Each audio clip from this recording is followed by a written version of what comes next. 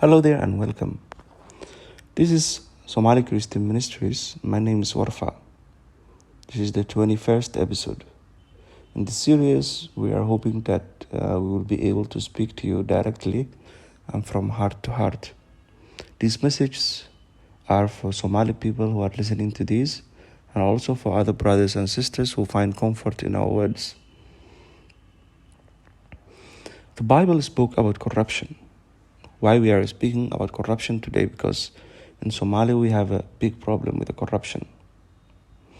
You will see the country in everywhere you go, people asking money to facilitate what you need.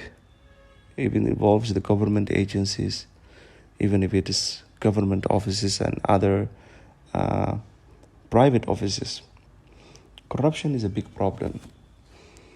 Politicians often intend to go to office and even buy the seats they involve. If it's a parliament or if it's a government post, they will pay money to get into that seat because they know the money behind they will receive.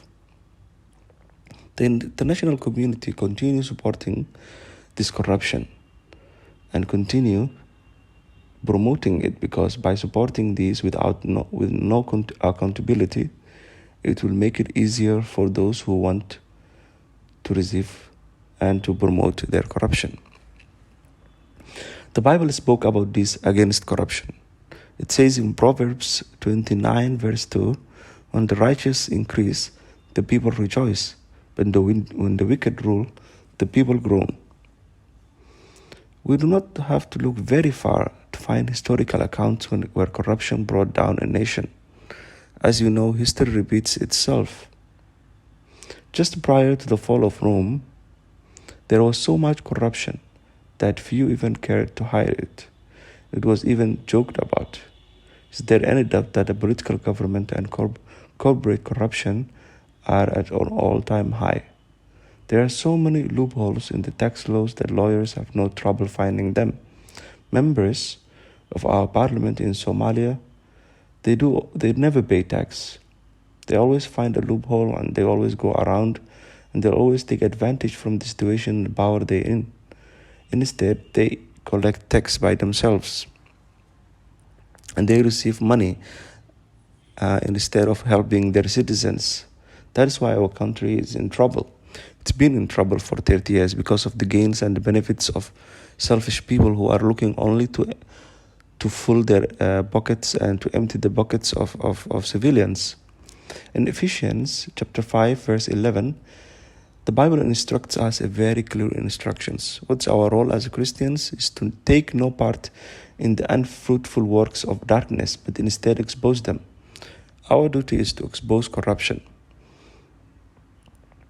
It takes all the people in Somalia, to pay a bribe or receive a kickback. To receive a bribe, of course. If you are willingly giving a bribe to an official to facilitate what you need, then you are participating in that corruption. The Bible is absolutely clear about how Christians must react to such things when exposed to them, even if it's at work, if it is at home, if it's a private matter, whatever that is, we have to take no part in it. We cannot be involved in these unfruitful works of the darkness. That is the work of evil. But instead we are told to expose it, and that is our duty as Christians. In Isaiah chapter 1 verse 4, it says, "O sinful nation, a people laden with iniquity, offspring of evildoers, children who deal corruptly." If there is anything more evil than taking a human life, I don't know what it will be. Imagine a nation with permits, and indeed, in some cases, in our nation, Somalia, we contribute to this, taking a human life. Often by paying this money, blood money, then the war between the politicians happen very fast. And the war and other wars with other people who have interest in Somali politics, because of the money involved, they will always involve in these acts of violence. In Genesis chapter 6 verse 5, the Lord saw that the wickedness of man was great in the earth, and that every intention of the thought of his heart was only evil doing, continually. When Jesus was speaking about the end of age, he mentioned that it will be like the day of Noah, and said, "For as we were the days of Noah, so will be the coming of the Son of Man. For as in those days before the flood they were eating and drinking, marrying and giving in marriage, until the day when Noah entered the ark, and they were unaware until the flood came and swept them all away. So will be the coming of Son of Man." Could you have been imagined how hard it was doing a business would have been in Noah's day, when all they thought about was evil, continually, and every intention, business or otherwise, was always with a wicked heart? Do you see similarities today? Everyone is going about their business just as in Noah's day, when the flood of God's judgment came swimming them all away. You see the problem here in Somalia? You see clearly the identical situation we are in, not only in Somalia, but all over the world. Compare between those days and here. People's interests are all about their interest. Corruption. Nobody worries about others. Nobody worries about faith. Nobody worries about God. Nobody worries about other brothers and sisters and interest of the public. They all worry about their own interest. It's all about their wicked heart and their interest. Doing a business is only for them to gain their satisfactions and their interest. For you, is for you to lose. They will work hard for you to lose. Jesus is coming again.